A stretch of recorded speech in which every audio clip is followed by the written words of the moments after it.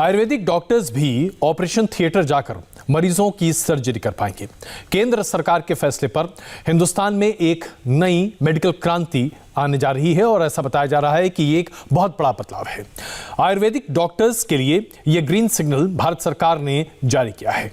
इस आदेश के बाद अब आयुर्वेदिक डॉक्टर भी ऑपरेशन थिएटर में जाकर 58 तरह के ऑपरेशंस कर पाएंगे। आंख के, नाक के, गले के, तमाम तरह के ऐसे ऑपरेशंस हैं। लेकिन एलोपैथिक डॉक्टर्स का यह मानना है कि यह बिल्कुल ठीक नहीं है। एलोपैथिक डॉक्टर्स के संगठन IMAK ने आयुर्वेदिक डॉक्टरों को सर्जरी के अधिकार का विरोध शुरू कर दिया है। IMAK की दलील है कि सरकार इस फैसले से एलोपैथी की मॉडर्न सर्जरी को आयुर्वेद के साथ जोड़ना चाहती है, जो कि ठीक नहीं है। आयुर्वेद बनाम एलोपैथी की इस बहस में मरीजों का दरअसल फायदा होने जा रहा है या दरअसल नुकसान। आइए इसी मुद्दे पर आज हम चर्चा करते हैं और आपको हम बताएंगे कि दरअसल क्या क्या इस परिस्थिति है। हमारे साथ विशिष्ट मेहमान भी हमारे साथ मौजूद होंगे। तो ये 4 विशिष्ट मेहमान इस वक्त हमारे साथ मौजूद हैं। डॉक्टर विनोद यादव हमारे साथ मौजूद हैं, उसके साथ साथ डॉक्टर हितेश जानी मौजूद हैं, डॉक्टर संदीप मिश्रा जी मौजूद हैं और उसके साथ साथ हमारे साथ डॉक्टर विनय अग्रवाल जी भी मौजूद हैं। सबसे पहले जानी जी, मैं आपसे समझने की कोशिश करना चाहता हूं कि आयुर्वेद में सर्जरी क्या आज कोई भी कर पा रहा है? क्या ये मान्य है या दरअसल अभी इसके लिए प्रस्ताव सामने रखा गया है? नमस्कार सभी को, दर्शकों को और आप सबको। आयुर्वेद में हजारों साल से सर्जरी बताई गई है। हम हमारे आयुर्वेद विश्वविद्यालय में ये पढ़ाते हैं। सेंट्रल काउंसिल का जो इंडियन मेडिसिन का एक्ट था 1979 से ये हम सर्जरी कर सकते हैं। वो एक्ट के हिसाब से सिलेबस में भी ये मौजूद है। हालांकि उसको MD और MS बाद में दिया गया और अभी जो नोटिफिकेशन बाहर पड़ा है वो एक वाकई में सबका ध्यान आकर्षित कर रहा है। लेकिन हम मेरे विश्वविद्यालय मेरी हॉस्पिटल में हम 20 साल से ये ऑपरेटिव प्रोसीजर कर रहे हैं, तो ये नया विषय नहीं है। शायद IMA को या बाकी लोगों को आज पता चला होगा, लेकिन हम भारत सरकार का इस फैसले का, इस नोटिफिकेशन का बहुत स्वागत करते हैं। बिल्कुल, इस फैसले पर हम डॉक्टर यादव से चर्चा करेंगे, लेकिन उससे पहले जरा हम डॉक्टर संदीप मिश्रा से इस पूरे मामले को जरा समझना चाहेंगे। डॉक्टर मिश्रा, आप एक सर्जन हैं और एम्स जैसे एक प्रतिष्ठित संस्थान से जुड़े रहे हैं। ये बताइए कि सर्जरी के इस आदेश के बाद क्या कहीं कोई दुविधा होने जा रही है? क्या आयुर्वेद के प्रैक्टिशनर्स को आप कॉम्पिटेंट सर्जन मानेंगे? जी, बहुत अच्छा सवाल है और आई थिंक बर्निंग इशू है। मैं ये कहूँगा कि इसके कई पहलू हैं जो कि हमको ठीक तरह से समझने चाहिए और वो पहलू है, मैं आपको एक के बाद एक बताता हूँ। जैसे कि पहली चीज़ है, क्या इस चीज़ की ज़रूरत है। तो आपको पता है कि विश्व में WHO ने कहा है कि हर 1000 मरीज पर एक डॉक्टर होना चाहिए, लेकिन इंडिया में ये 50% तक नहीं अचीव हो पाता। 1500 पर एक डॉक्टर अवेलेबल है। पर अगर आप गवर्नमेंट डॉक्टर से भी ज्यादा मरीजों पे एक गवर्नमेंट का डॉक्टर अवेलेबल है और हमारे बिहार प्रदेश में तो असल में 30,000 से ज्यादा में एक डॉक्टर अवेलेबल है। तो डॉक्टरों की भारी कमी है और इस कमी में जो है, मुझे लगता है कि अगर ऐसा कुछ प्रस्ताव आता है और स्पेशली अगर आप सिर्फ सर्जरी को देखें तो हमारे ऐसा एस्टिमेशन है कि करीब 5000 सर्जन्स की और जरूरत है इस देश में। तो अगर हमको 5000 और सर्जन्स की जरूरत है इस देश में, तो अगर ये डॉक्टर मिश्रा, यहाँ पे सवाल बड़ा सूक्ष्म सा है। क्या आम जनता आयुर्वेदाचार्यों पर भरोसा कर सकती है कि वो सर्जन के तौर पर काम कर सकते हैं? सर्जन क्या इस बात की एक तरह से जिम्मेदारी लेने को तैयार हैं कि आयुर्वेद की शिक्षा लिए हुए सर्जन्स ठीक वैसे ही सर्जरी करेंगे जैसे एलोपैथिक सर्जन्स करते हैं? सवाल ये है। हाँ, तो जी, उसका जवाब ये है कि जो ट्रेनिंग दी जा रही है आयुर्वेद इंस्टीट्यूशंस में जी, वो किस तरह की ट्रेनिंग है और वो अगर जो मेडिकल ट्रेनिंग के बराबर की ट्रेनिंग है अवेलेबल, तो वो जरूर कर सकते हैं। इसमें तो कोई ऐसी बात नहीं है और जितना कंपटीशन हो उतना अच्छा है। चलिए, अब इसी सवाल को मैं डॉक्टर विनोद यादव के पास ले चलूं। डॉक्टर विनोद यादव, सबसे बड़ा सवाल यही है, लोग यही जानना चाहेंगे, जो आयुर्वेद के विश्वविद्यालयों में पढ़े छात्र हैं, जो कि सर्जरी की कोर्स भी वहां शायद करेंगे, क्या वो इतने कॉम्पिटेंट होंगे? क्या उनके पास इतना तजर्बा होगा, इतना एक्सपीरियंस होगा कि लोग उन पर यकीन कर पाएंगे? डॉक्टर यादव। देखिए, जो ये अभी अध्यादेश आया है इससे जनरल अवेयरनेस लोगों में बढ़ी है, पर मैं आपको ये बता दूं कि जो एमएस की डिग्री पीजी लेवल पे दी जाती है सर्जरी के लिए, वो इतनी कॉम्पिटेंट है, वो पहले से ही लोग सर्जरी कर रहे हैं। क्योंकि ये अभी चर्चा का विषय बन गया है, इसलिए बाकी समाज में अवेयरनेस आ गई है। लोगों को अभी नया नया समझ में आ रहा है कि ये कोई नई चीज़ है। नई चीज़ नहीं है। आयुर्वेदिक सर्जन्स बहुत अच्छी और गंभीर सर्जरी भी कर रहे हैं। कई ऐसी सर्जरी हैं जो आयुर्वेद के द्वारा ही की जा सकती हैं। फॉर एग्जाम्पल मैं बताऊं आपको, फिस्टुला या क्षार सूत्र एक ऐसी टेक्निक है जिसके द्वारा हम करीब करीब 98% तक का सक्सेस रेट हम देते हैं इसमें शल्य क्रिया के द्वारा।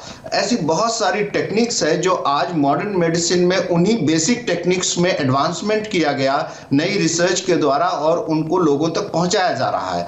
हमें भी विकास करने का, अपनी पद्धति को समाज हित में, समाज के लिए उपयोगी बनाए रखने के लिए विकास करने का पूरा मौका मिलना चाहिए। भारत की प्राचीन पद्धति है और आज हमारे प्रधानमंत्री जी ने इतना बढ़िया काम किया है आयुर्वेद और अपनी भारतीय संस्कृति की इस पद्धति को बढ़ाने के लिए।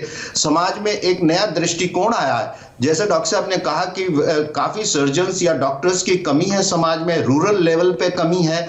ऐसे में यदि आयुर्वेद के डॉक्टर्स में कॉन्फिडेंस आ जाए कि उन्हें कोई कानूनी अवरोध नहीं है और वो सरकार की तरफ से इसके लिए छूट है, हर चीज सुरक्षित कर सकते हैं। बिल्कुल, तो लेकिन इसकी कई सारी समस्याएं भी हैं डॉक्टर अग्रवाल, हम उस पर भी चर्चा करना चाहेंगे। लेकिन उससे पहले मैं दरअसल डॉक्टर विनय अग्रवाल से ये पूछना चाहूंगा, माफ कीजिएगा डॉक्टर विनय अग्रवाल, आईएमए की तरफ से जिस प्रेस रिलीज को हम देख रहे हैं उसमें बड़े कड़े शब्दों का इस्तेमाल किया गया है। जिस तरह के शब्दों का इस्तेमाल किया गया मैं नहीं करना चाहता, लेकिन फिर भी क्या आप लोग को यह लगता है कि आयुर्वेद की पाठ्यक्रम से आगे बढ़कर निकलने वाले डॉक्टर्स सही मायनों में सर्जन हो पाएंगे? देखिए, मैं एक बात बड़ी क्लियर कर दूं कि हम आयुर्वेदिक के खिलाफ नहीं हैं, नंबर एक। नंबर दो, हमें आयुर्वेदिक और जो पैरेलल पैथीज हैं उन सबको प्रोग्रेस करना चाहिए और सरकार को उसमें एडवांसमेंट्स भी करनी चाहिए, उनको फंड भी करना चाहिए, उनके इंस्टीट्यूशंस भी खोलने चाहिए। मैं साथ में ये भी बताना चाहूँगा कि एक सर्जन कैसे बनता है। जी, आप एमबीबीएस डिग्री पास करते हैं, एमबीबीएस को कोई क्वालिफिकेशन नहीं है कि वो सर्जरी कर सके।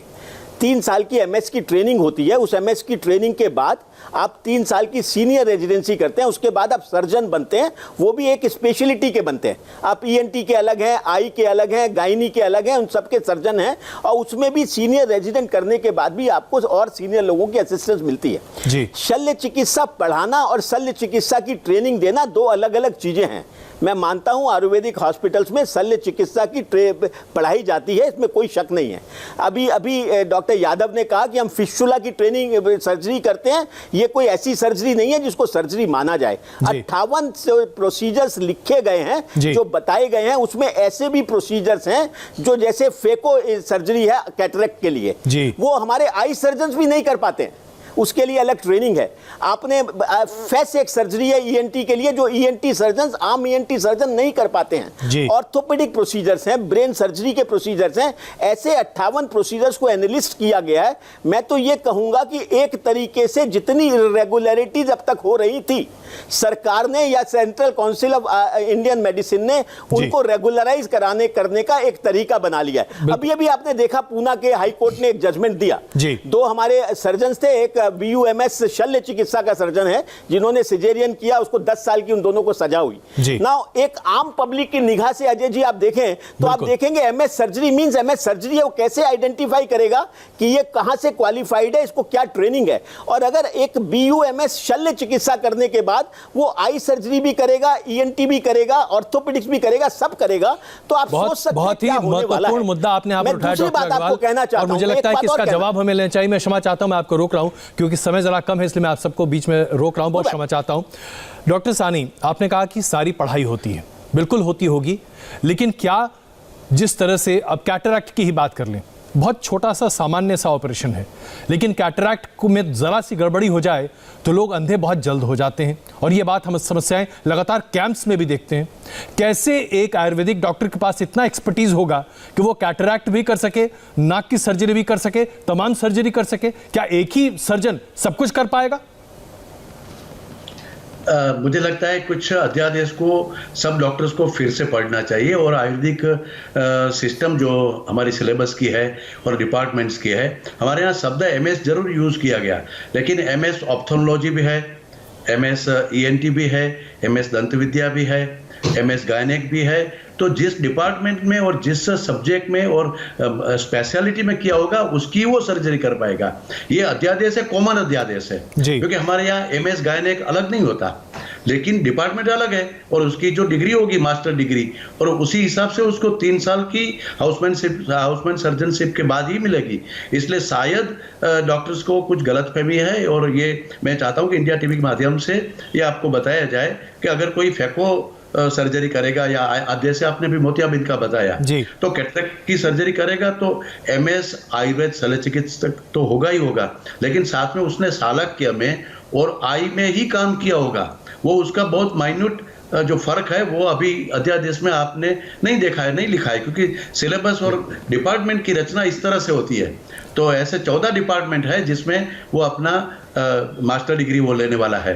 तो चलिए, तो इसका मतलब आप ये कह रहे हैं कि कोर्स मटेरियल तो पूरा है, लेकिन सबसे बड़ी बात इसके बाद आती है प्रैक्टिकल एक्सपीरियंस। क्या प्रैक्टिकल एक्सपीरियंस इसी तरह का मिल पाएगा? बहुत छोटा जवाब देंगे क्योंकि उसके बाद मैं डॉक्टर यादव के पास जाऊंगा।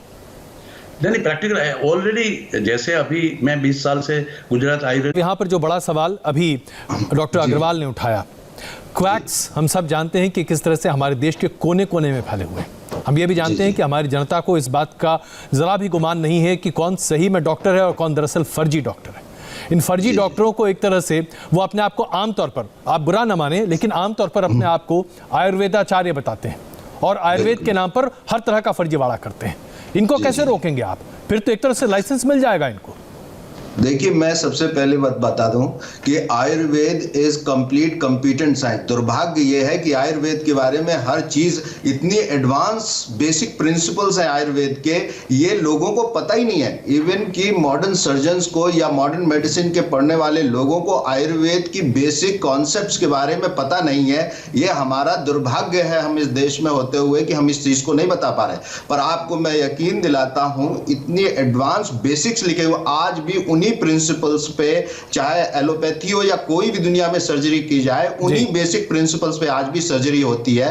पूरी ट्रेनिंग दी जाती है। हम लोग 3 साल प्रॉपर्ली ट्रेंड होते हैं हॉस्पिटल कॉलेजेस में, उसके बाद प्रैक्टिस करते हैं हॉस्पिटल्स में, सर्जरी हो रही। पूरे इंडिया में जहां भी आयुर्वेद की पोस्ट ग्रेजुएशन की सुविधा है, हॉस्पिटल्स हैं, वहां ऑलरेडी प्रैक्टिस चल रही है और वो सर्जरी कर रहे हैं सब एफिशिएंटली। लेकिन डॉक्टर यादव, देखिए, इसमें समस्या दूसरी है जो मैंने आपके सामने रखा। हमारे देश में हमारी जनता को बेवकूफ बनाने के लिए ऐसे तमाम फ्रॉड्स अपने आप को आयुर्वेदाचार्य बताते हैं और उनके ऊपर कोई नकल नहीं कसी जा पाती। इसको कैसे रोकेंगे? क्योंकि देखिए, सर्जरी अगर करने लगेंगे ये क्वैक्स तो बहुत नुकसानदेह साबित होगा, आपके पूरे प्रोफेशन पर धब्बा लगेगा। ऐसा कोई अध्यादेश नहीं है कि क्वैक्स को सर्जरी अलाउड है। जब वो 5 साल 5.5 साल का डिग्री कोर्स, वो 5 साल का डिग्री कोर्स बीएमएस करता है, बीएमएस के बाद एमएस में कंपटीशन ऑल इंडिया फाइट करके 3 साल की पीजी करता है और सर्जन डेवलप होता है, फिर वो प्रैक्टिस करता है, अभ्यास करता है। ये कोई ऐसा थोड़ी है कि किसी को भी अलाउड कर दिया जाए। सेंट्रल गवर्नमेंट के अलावा स्टेट गवर्नमेंट के अपने रूल्स रेगुलेशंस हैं, उनके चेक्स पॉइंट्स हैं, ठीक है, उनके ऊपर गवर्नमेंट को डिसीजन लेना है। हम तो एज ए सर्जन या एज ए डॉक्टर उस पर काम करेंगे। हमारे लेवल पे कोई नेग्लिजेंस है, उसके लिए प्रॉपर तरीके का गवर्नमेंट की रूलिंग्स है, उसके तहत सभी को, जैसे एलोपैथी के सर्जन्स पे लागू है कोई नेग्लिजेंस है, उसी तरह हमारे ऊपर भी लागू है नेग्लिजेंस। ये प्रोपेगेंडा बना के जस्ट अगेंस्ट द साइंस ये नहीं किया जाना चाहिए। एक बहुत हेल्दी साइंस है, ये पहला मौका है। आपने प्रोपेगेंडा शब्द इस्तेमाल किया, इससे मुझे लगता है कि मुझे डॉक्टर अग्रवाल के पास बस एक जवाब के लिए जाना पड़ेगा। डॉक्टर अग्रवाल, क्या वाकई में एलोपैथिक डॉक्टर्स आयुर्वेदिक डॉक्टर्स के खिलाफ प्रोपेगेंडा चला रहे हैं? क्या ये है मकसद आपका? देखिए, ये नो ये आई थिंक ये बड़ा भ्रमित सा स्टेटमेंट दिया अभी डॉक्टर यादव ने। मैं डॉक्टर यादव को ये बता देना चाहता हूं, मैं नोटिफिकेशन पे बात कर रहा हूं। जब आपने एक नोटिफिकेशन निकाला, उस नोटिफिकेशन में डिफरेंशिएशन नहीं है कि आप आई सर्जरी करेंगे, ईएनटी करेंगे। आपका कहना है कि उस नोटिफिकेशन के बाद अलग अलग डिपार्टमेंट्स हैं।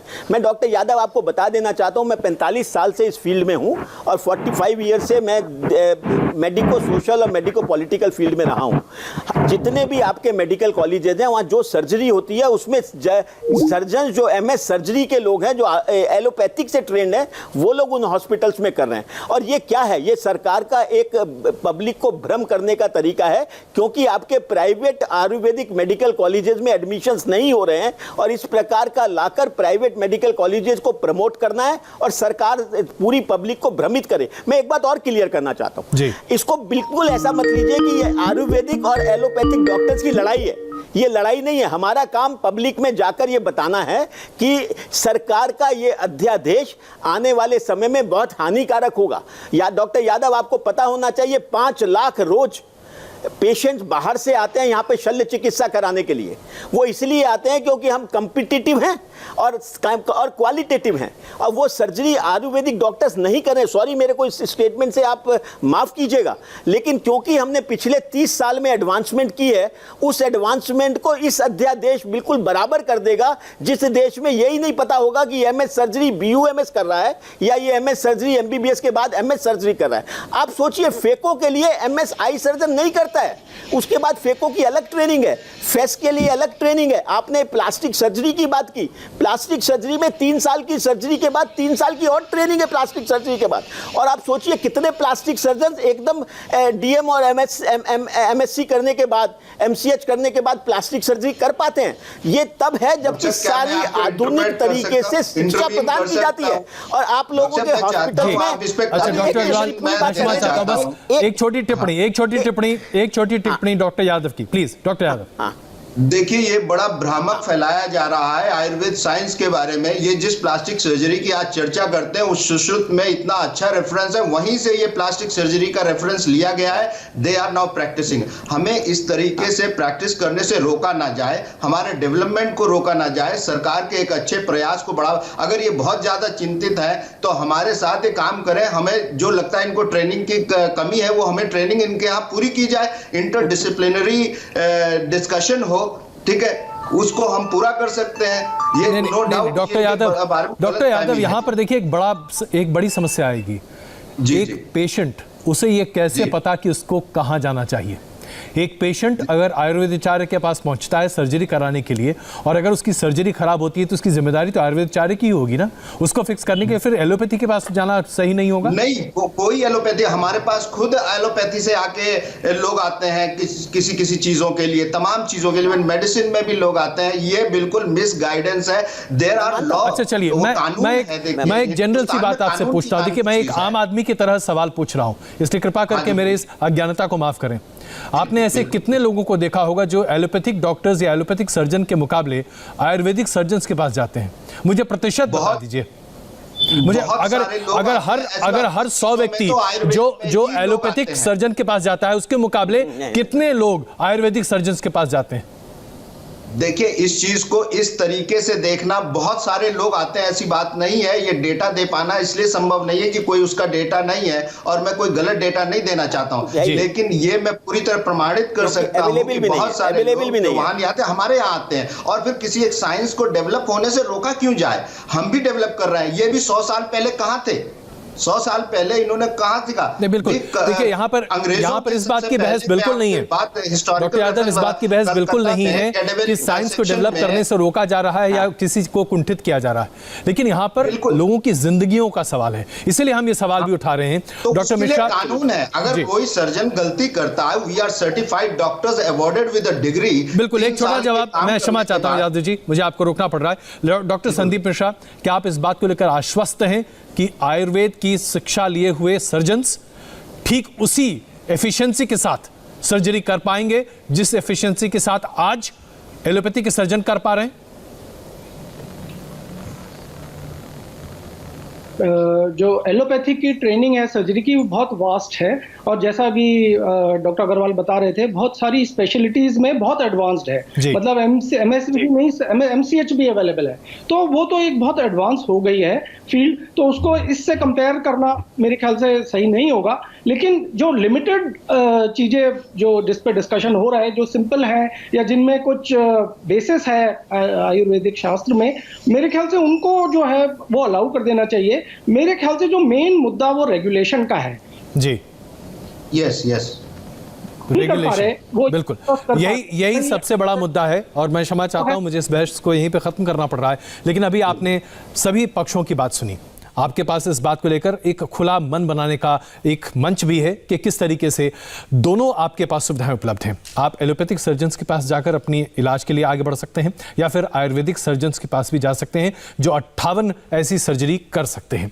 लेकिन सबसे बड़ा मसला यहां पर रेगुलेशन का है। जहां कोई गलती हो वहीं पनिशमेंट भी होना चाहिए। अभी तक कम से कम एलोपैथी में इसे लेकर एक प्रावधान है, एक प्रोविजन है। आयुर्वेद में ऐसा प्रोविजन रहे तो बहुत बेहतर होगा। आप सबका बहुत धन्यवाद इस चर्चा में शामिल होने के लिए। हम यहाँ पर एक छोटा सा ब्रेक लेते हैं और ब्रेक के बाद जम्मू कश्मीर में बड़ा आतंकी हमला, 2 जवान शहीद हुए हैं।